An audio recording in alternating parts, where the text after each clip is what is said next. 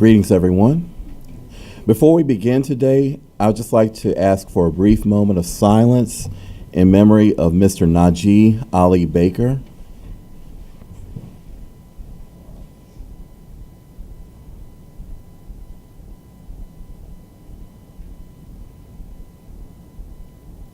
Thank you. Good afternoon. I'm Christian Burris of the Z. Smith Reynolds Library, and I would like to welcome all of you to today's event by the Library Lecture Series. This event kicks off the Spring 2018 Lecture Series, so I encourage all of you to attend the remaining events throughout the semester.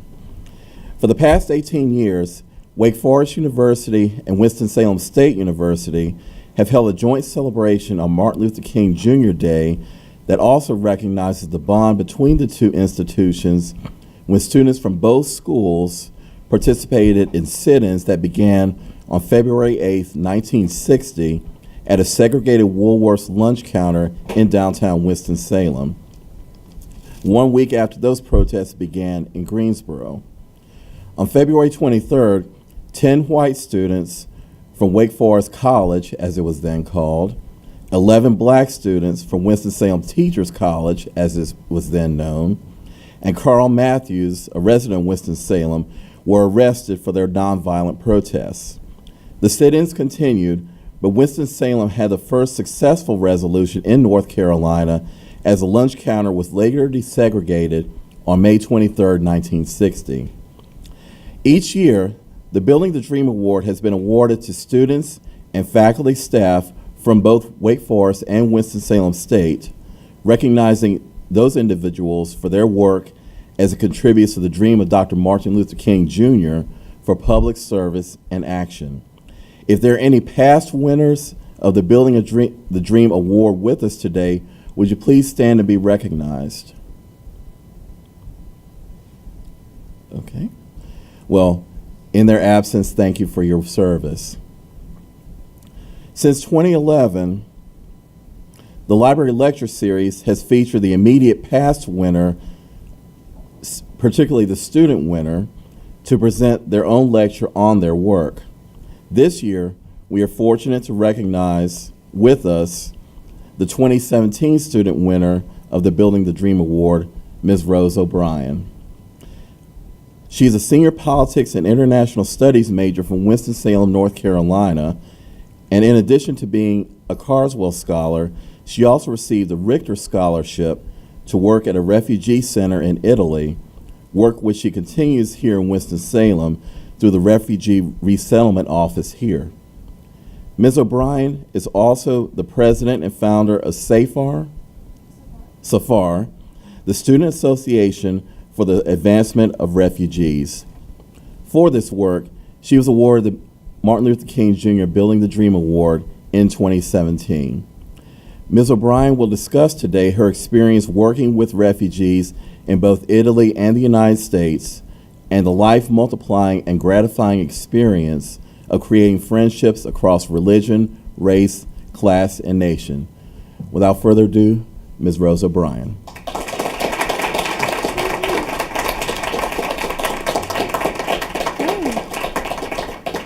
Thank you, Christian, for the lovely introduction, and thank you all so much for coming here today. I promised everyone that they could take photos if I tripped walking up to the podium, but it looks like you're going to have to wait till graduation for that. Is this working? Yes? Okay. Okay, thanks, Mom. Before I begin, I'd like to thank Dr. Alessandra Beasley von Berg, who nominated me. She's been a treasured mentor to me here in my time at Wake Forest, and we've bonded both over our love of working with refugees here in Winston-Salem and also across the world.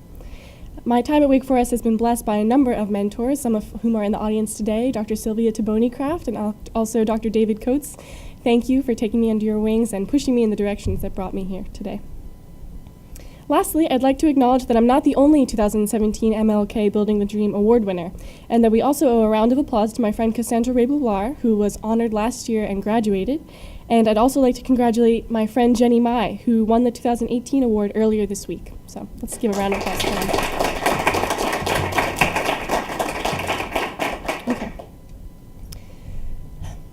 The proudest moment in my college career was the first time someone called me teacher. Since I started teaching English to refugees in Winston-Salem and Italian to refugees in Italy, I have been both the student and the teacher. Between the lessons, I have learned more about life than what I have taught. Today, I'd like to talk to you about my experience working with refugees and how the lessons they have taught me help me better understand and contextualize the messages that I've learned from Dr. Martin Luther King. Martin Luther King was all about breaking barriers. Institutional barriers, racial barriers, interpersonal barriers. He is remembered as someone who brought people together. He did not isolate and divide as so many political leaders do today, but instead forced a national conversation about race and urged his country to face up to the ugly truths of racial inequality. Even now, 50 years after the assassination of Martin Luther King, we are still struggling to carry out this message.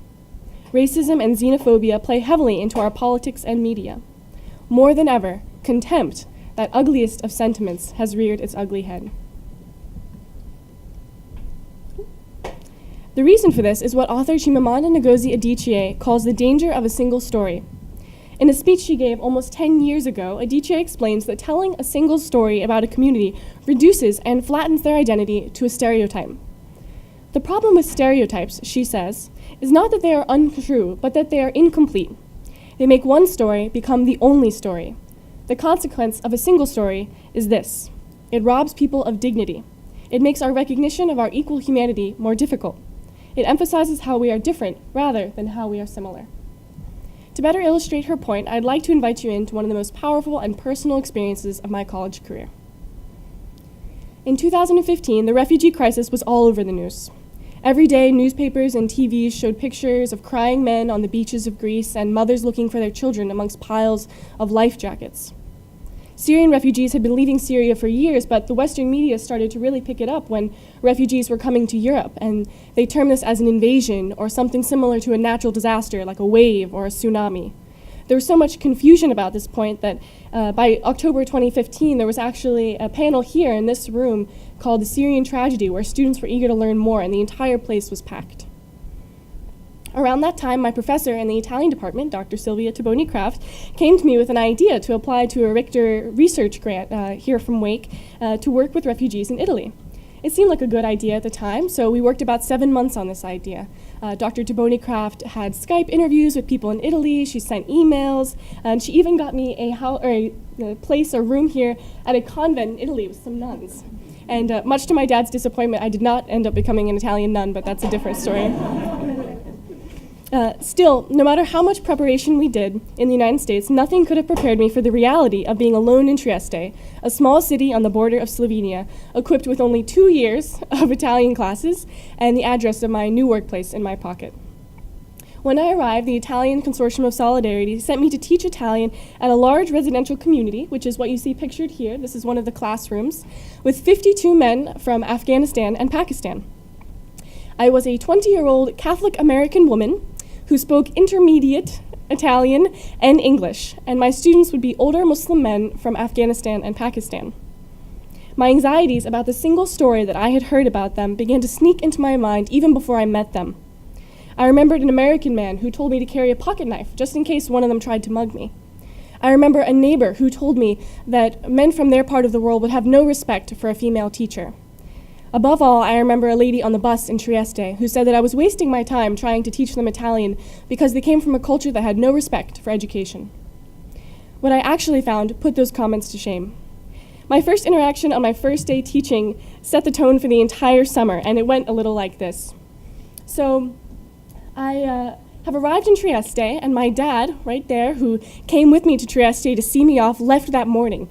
And the reality began to sit in that I was going to be living alone and working alone, teaching in my second language to people who spoke a third and fourth language, and I still didn't know how to ride the bus. So I thought, Rosie, you're not really setting yourself up for success here. But I knew what I could do, which was just clean.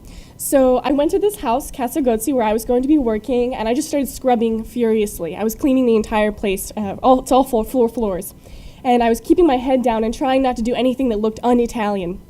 So as I'm scrubbing in this room with my dirty water and my mop, I'm on the other side of this room. There are 2 couches, and I see a man there who's lying down, and he's taking a nap. So I try not to disturb him, but he rolls over and looks at me, And I'm really nervous because I'm trying to make a good impression here, and I know he's going to be one of my students. So I just say the first stupid thing which pops into my head. I say, "Oh, mi piace la tua camicia. I like your shirt." And he just looks at me, rolls off the couch, and leaves the room. So I thought, wow, okay, there were not many ways to mess that up, but I guess I found one. I probably insulted him in his native language. You know, now he's going to go tell everybody that I can't even carry a normal conversation. So I'm still embarrassed when he comes back a few minutes later, and he's wearing a new shirt, and he has the other one, the one that I complimented, in a bag, and just hands it and says, "It's for you." Experiences like that while I was at Casagotsi were very common in the next 8 weeks. The men that I was working with constantly surprised me with their generosity and kindness. And they weren't just generous with their shirts and their shoes. I think I also gained 10 pounds that summer from all the rice that they fed me. But they were also generous with something much less tangible, their stories. In between lessons, I would sit for hours listening to the men tell the saga of how they had walked on foot 4,000 miles to arrive in Trieste, not unlike Aeneas retelling the story of the fall of Troy. These stories added layers to my understanding of their culture, religions, and values. I came to know my students as generous and kind and hilarious and shy and silly, three-dimensional characters. Contrary to the single story I had heard about sexism, the men I met cared deeply for their sisters and wives and mothers, and they were very kind to me. Even though I could see that many were suffering by being so far away from their families, I also saw how much they loved to dance and appreciate the beauty of flowers and make children laugh. They taught me swear words in Persian, they brought me tea, and they loved to hear about the bluebirds on my back patio in Winston-Salem. Far from being unteachable, many of them spoke 3 or 4 languages and still showed up every day to Italian class to add Italian to that list. As I was learning about their lives, they were interested to learn more about me. One particular young man became my shadow while I was in Trieste, a young man named Abdulaziz Kandurani. He was 15 years old when his mother and father sent him from his house in Jalalabad in Afghanistan with the instructions to walk towards Europe and find a stable job for his family. Eventually, after 4 years of working in Turkey, being detained in Bulgaria, and finally finding his way to Trieste, we met at Casagotsi and became great friends. Oh, by the way, here's a picture of the man who I woke up wearing a purple wig. He was very funny. 2 years after I first met Aziz, we have had countless phone calls, texts, Skype chats, and sent letters and packages between Winston-Salem. Here's a picture of him in the middle wearing a Winston-Salem shirt that I found downtown. We have laughed together, cried together, and both had the opportunity to expand our idea of a single story. Aziz had never met an American before we met, although he had seen American troops that were stationed in Kabul. I had never talked with an Afghan, although I had seen images of the war all throughout my childhood. Although we know that our lives have taken different paths, we have listened to each other and validated the struggles that each one of us feels. Sometimes, doing that is even harder when you speak the same language or come from the same community as someone you are trying to relate to. We consider ourselves experts on our own communities, but the danger of a single story can be just as real for somebody who lives in the same community as you do, or who goes to school on the same campus. The reality is that inequalities that arise from identity, such as gender, race, religion, or sexual orientation, create differences in lived experiences. I mean, we all know that. You don't have to go to the other side of the world and meet a camel herder from Afghanistan to meet somebody who has a pretty different life than you do. The acknowledgement of differences that arise from race, specifically, have led many people to misinterpret the message of Dr. King, in my opinion. I've heard people say, "I don't see race," or "Why do you always have to bring up race?" MLK said that we should judge people based on the content of their character, not on the color of their skin. Some people go so far as to say that if you even bring up race, that makes you a racist. In my opinion, that does more harm than it does good. Racism is not only interpersonal, it is a system that was built on race. Color blindness, therefore, is an obstacle to addressing that system. Essentially, it makes the inequalities and injustices that people feel based on their race issues that we can't even talk about. And trust me, I know how tempting that is. That is the exact message that I associated with Dr. King for the first 18 years of my life.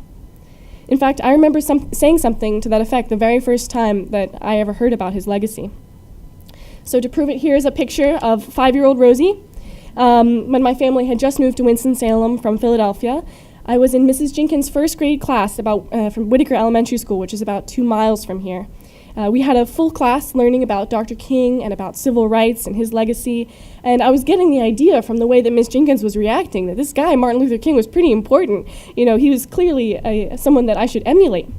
So I figured I would get up to the front of the class and I would give an impassioned speech just like he had. So I got up there and I said, I don't care if my husband is black, blue, green, purple, or yellow. I just want him to cook. And Miss Jenkins seemed to think that was pretty funny, but I think I walked away without the full concept, without the full message. Because as much as I would have liked for that to be true, the reality is that on a systems base, people are treated differently based on their race. As I went from elementary school to middle school, students of different races at Brunson and Haynes were assigned classes based on the track system. But those academic categories did more to divide students by advantage and by race than by actual giftedness. Over time, I absorbed media images, stereotypes, cartoon characters, and racist jokes that all built up to my idea of a single story of people who did not look like me, people like Dr. King, and people like my friend Aziz. As Dr. Angelou says here, racism had entered my unconscious as smoothly and as quietly as microbes floating into my bloodstream. It wasn't until my freshman year at Wake Forest that I began to feel internal tension about what was going on in the United States with regards to race. That summer, the death of Michael Brown and subsequent racial turmoil in the country and also here on campus started to crack to the surface of my colorblindness. I was lucky that I became friends with my freshman year roommate, Jenny Mai, the one who won earlier this week. Oh, there she is! Wow, well, great. Yeah! Wow, what great timing. We were both trying to figure out how to navigate the unfamiliar landscape of freshman social life. Jenny invited me to attend several speakouts related to racism on campus, where I learned that the Wake Forest that I had grown up next to was not perfect for every student. Black students had been pepper sprayed the year before I arrived, and drunk white students yelled racial slurs at subway workers while I was a freshman. At my first branches retreat, which is shown here, I listened to students with different identities and learned that we all have had a very different Wake Forest experience. Those students, people like Nehemiah Roll and Chizoba Ukairo, who are past MLK award winners, and Nia Evans and Kelly Ostrander, didn't reduce me to a single story. They reached out to me and invited me to see the world through their eyes. Sometimes when we are blessed with this opportunity and this insight into someone else's life, we are too busy preparing our response and our reaction to actually hear what they're saying. We become deaf to their stories, label them as complainers or troublemakers. My sister Anne recently introduced me to John Lewis's idea of good trouble. Sometimes you have to shake things up a little bit in order to get people to finally listen to you. It doesn't always work the first time, but your efforts build on themselves until the pressure and the stakes are so high that you cannot go unignored. As an example, the Me Too movement is not a new phenomenon. Survivors of sexual assault and workplace harassment have been speaking up for decades, even centuries, but it's only in the past 5 or 10 years that we have chosen to listen to them. Part of the reason that folks are hesitant to listen means that we have to be ready to actually fix the problem, which means changing the system and admitting that we were wrong. That's pretty hard to do. When Dr. King lobbied for voting rights, protested the segregation of schools, and called for system change, he was resisted by those who heard his message and refuted it, but also by those who ignored it entirely. After he was jailed in Birmingham for peaceful protest, he penned these lines from his jail cell. I have almost reached the regrettable conclusion that the Negro's great stumbling block in his stride towards freedom is not the white citizen's counselor or the Ku Klux Klaner, but the white moderate who is more devoted to order than to justice, who prefers a negative peace, which is the absence of tension, to a positive peace, which is the presence of justice. The present tension in the South is a necessary phase of the transition from obnoxious negative peace, in which the Negro passively accepted his unjust plight, to a substantive and positive peace, in which all men will respect the dignity and worth of human personality. That positive tension arises from recognizing that the current system is an unfair one, and that you might even be implicated. When you realize that, you only have 2 options: uphold the status quo or become a part of the solution. So, when I came back from Trieste, I was faced with that decision. It was the height of the 2016 presidential election, which was the ugliest, most disheartening time to be an American. The Pulse shooting took the lives of almost 50 people, and xenophobia rampant as Americans across the country called for walls, more extreme vetting for refugees, and surveillance of American mosques. Single stories became headlines that stoked fear of the other and preyed upon ignorance of other cultures. When I returned to the U.S., I did the only thing I could think of to fight against refugee stereotypes that were so different from the men I had come to know and love at Casagotsi. I worked in a frenzied state to create an event called Wake Refugee Day, Unity in Diversity. I continued teaching refugees in Winston-Salem and recruited their talents, interests, and small businesses into one big event that would bring everybody together. I wanted there to be performances and food and soccer, poetry, speeches, a panel, a speech by the mayor. I wanted a photography exhibit, childcare, music, face painting, Arabic calligraphy, and a movie screening. The more news stories that came in, the harder I worked to attend every meeting, contact every news station, or gather students and professors that helped me accomplish that goal. I was sleeping 4 or 5 hours a night, and I stopped eating regular meals so that I could make spreadsheets and apply for funding instead. Every time I finished a conversation, it would go a little bit like this. I would say, okay, Wake Refugee, November 12th, don't forget, Unity and Diversity, I'll see you there. I'll see you there, November 12th, Unity and Diversity. That effort, which was inspired by the men of Casagotsi, became the life force with which has sustained me and given my life purpose. The people I have met who work with refugees and those that have arrived here as refugees with refugee status have changed my life for the better. Without ever leaving Winston-Salem, I can listen to Congolese children singing Christmas carols in Swahili or celebrate the Persian New Year with my friends from Iran. In the process of trying to make others feel more welcome, I have been welcomed in my own city. Never have I been closer to the meaning of America than when I am struggling to learn a few words in Amharic or bonding over a cup of strong Arab coffee. These are the moments that I remember that no matter what is going on in the outside world, I can be active in creating a different perspective by listening to the experiences of those around me. I'd like to conclude with a quote from Dr. King, which I think is fitting. I'm convinced that men hate each other because they fear each other. They fear each other because they don't know each other, and they don't know each other because they don't communicate with each other. So, let's all make an extra effort in the spirit of Dr. King to listen to the stories of people who are different from us, even if it is uncomfortable at first. Let's acknowledge the systemic issues, work towards solutions, and remember that no stereotypes can gather the depth and complexity of human beings. Only then can we recognize our common humanity. Thank you.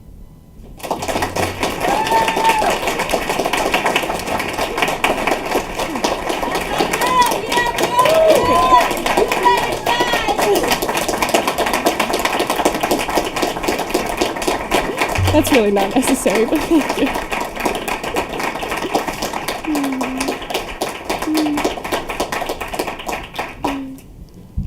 Thank you so much. I was told also that there will be time for questions if any of you have them.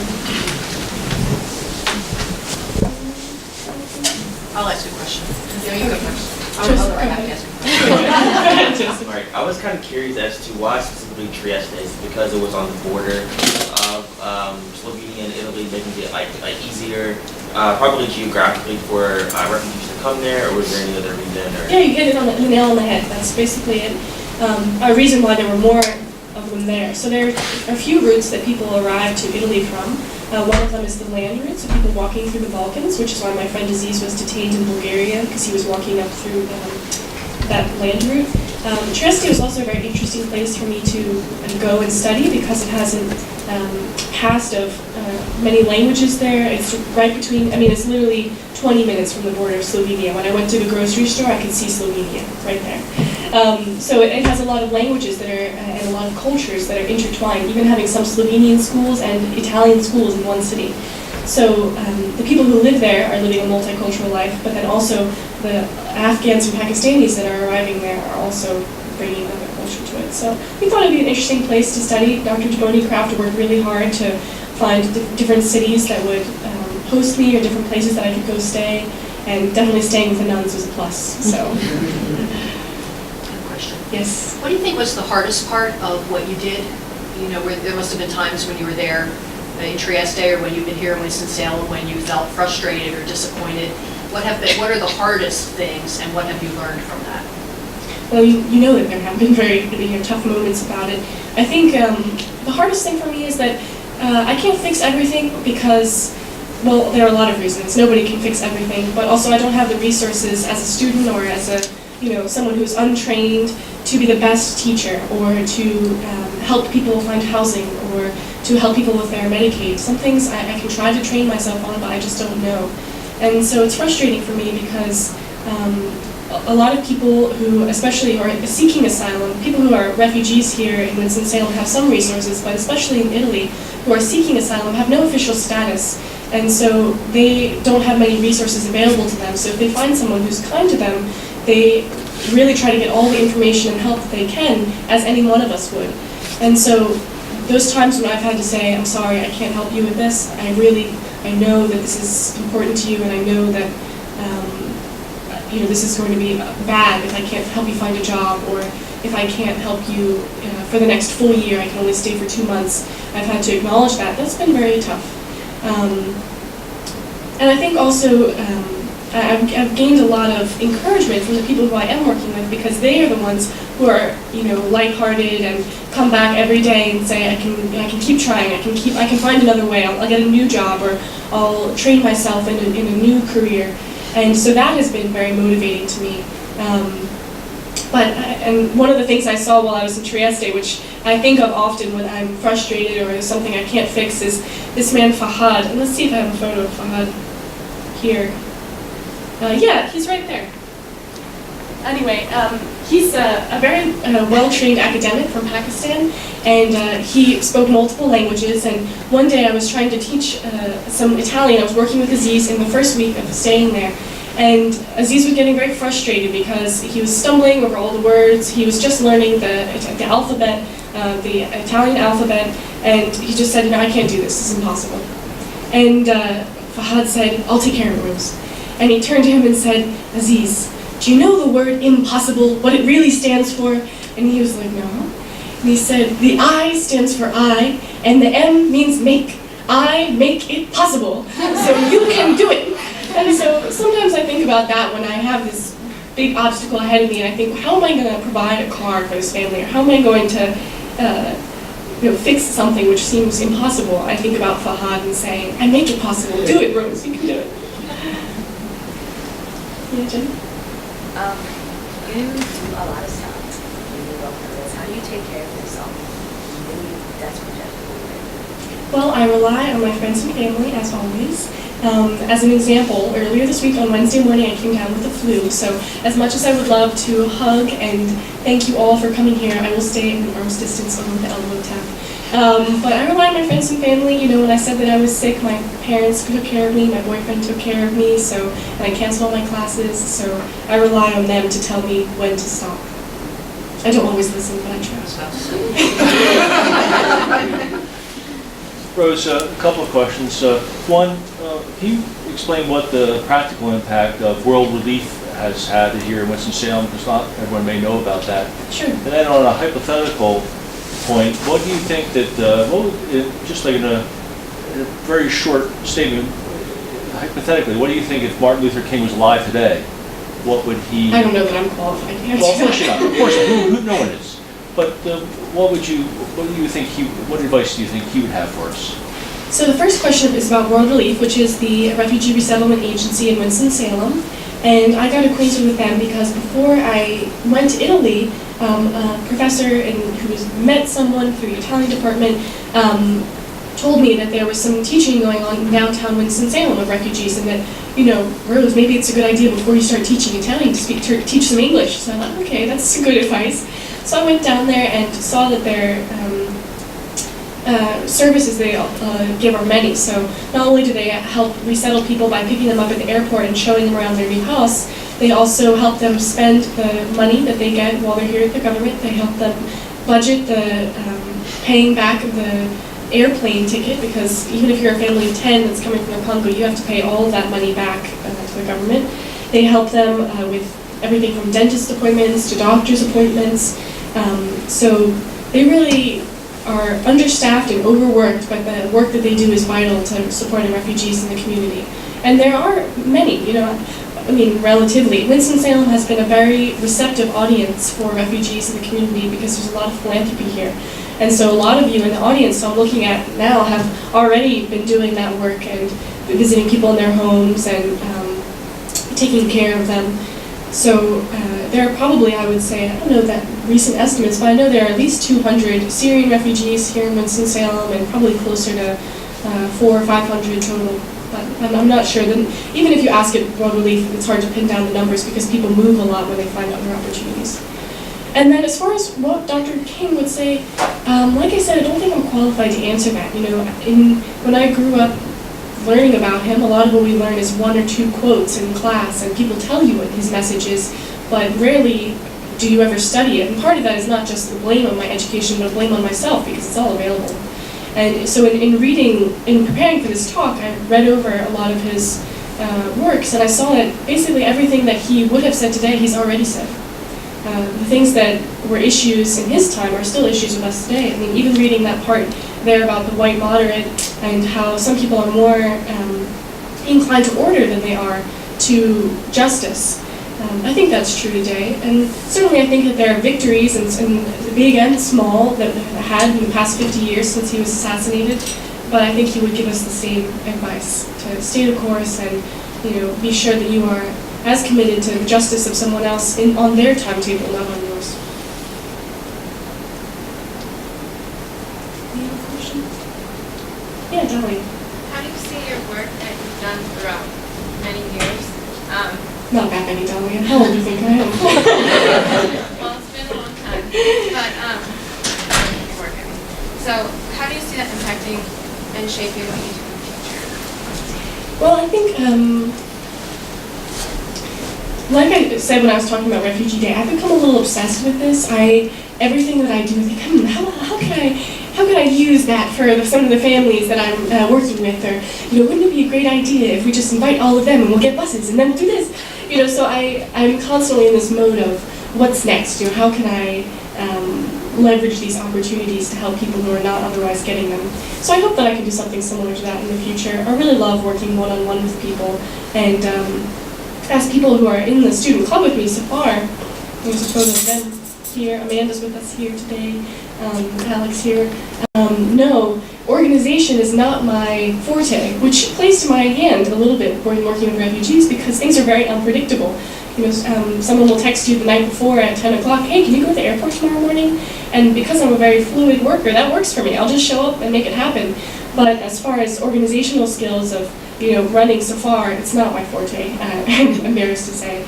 So in the future, I'd like to continue to do hands-on work with people because that's where I'm most gratified.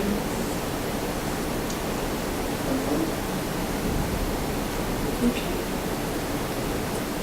Well, thank you all again for coming. I really appreciate it. And I'd love to see you afterwards, but I'm just reminding you, elbow taps. Thank you.